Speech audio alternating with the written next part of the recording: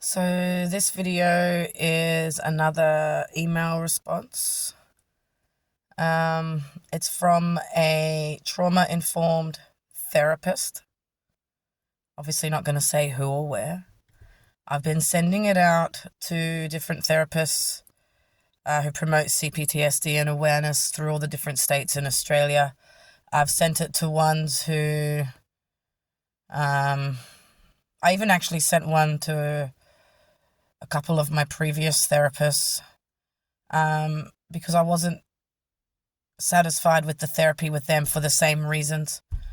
But the reason I'm sending it out to different therapists across Australia is because I've started to get this real anger towards our therapists, even though they mean well, because it's really, really hard to have a disorder and go and pay hundreds and hundreds of dollars that you don't have because you're on the fucking pension or whatever it is, slogging it through life. And they don't understand. Like, they know that you're going through pain. They don't dismiss it the same way that the GPs do, but they don't do anything to help it. They will tell you to deep breathe and meditate and do all these things. What the fuck is a deep breath gonna do for burning nerves? Combine that with a benzo. Oh, thanks, system. It doesn't work that way. The mind and the body are connected.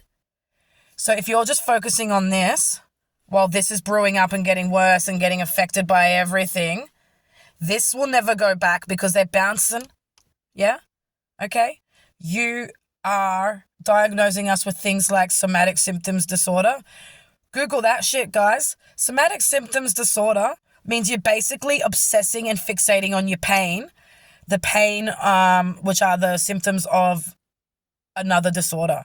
You know, people with any sort of condition that results in like chronic pain, anxiety, shortness of breath, nerves, headaches, whatever it is people get from their disorder, their illness, that's a somatic symptom.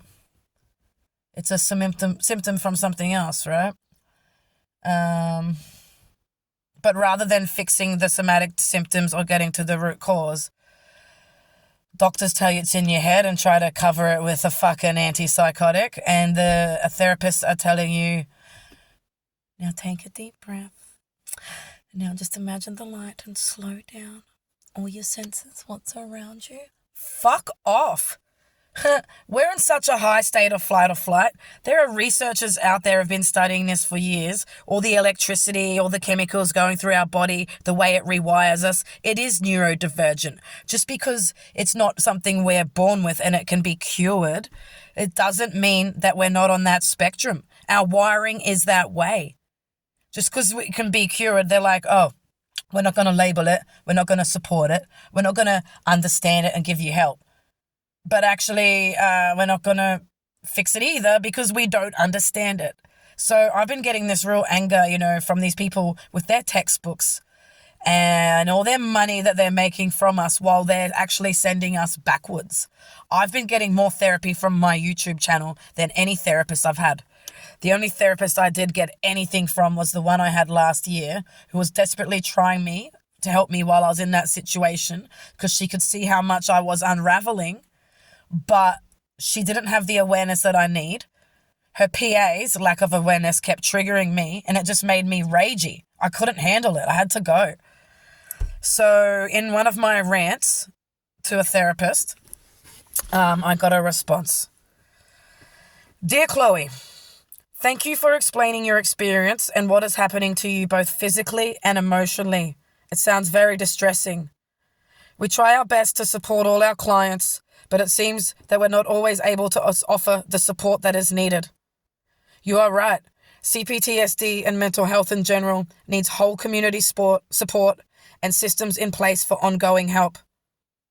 Ongoing help, understanding, and crisis support. Our role is limited to our one-to-one work with individuals and families. Wishing you well, Chloe, in your own life journey and in your advocacy work. Kind regards, blah, blah, blah. So a therapist has taken the time to acknowledge that. That's great. Thank you. It's hard also not to wonder what your own agenda was on that response, but it's real. People need to know that if someone has trauma and they get scared or they're freaking out, it's making physical things happen. That stops us from knowing what's going on around us. And then our behaviors we're not even aware or able to control it at the time. It just goes around and around. And then we get sicker physically. I've been fading away. So there's only a matter of time the same person can lose weight every week, vomit every week, lose their brain like they've got dementia, going around in circles, having accidents, going night after night without sleep, their immune system's just down, bruising like a peach. Like, I'm a fucking potato sack just flopping around at the moment, and it's only a matter of time before it shuts down. And that's what happens to people. That's why they isolate, because you're too hard to be around. You don't understand it, and we just end up in so much pain. But usually it's so late before we realize that we have to isolate that we end up just going out to rot. So because before we get to this stage where we just can't do it anymore, we're just desperate and full of hope, and we just try and we just try and we just try year after year until we get to that point, like I did last year, where you're brought to your knees and you just can't do it anymore. And yeah, sure, no one wants to be around this angry, raging person who's like yelling and flapping and carrying on. But do you think that I've been this way for 41 years? Or do you think that maybe it came after a build-up of agony and rejection and ostracization and just literally slowly burning to death before you going,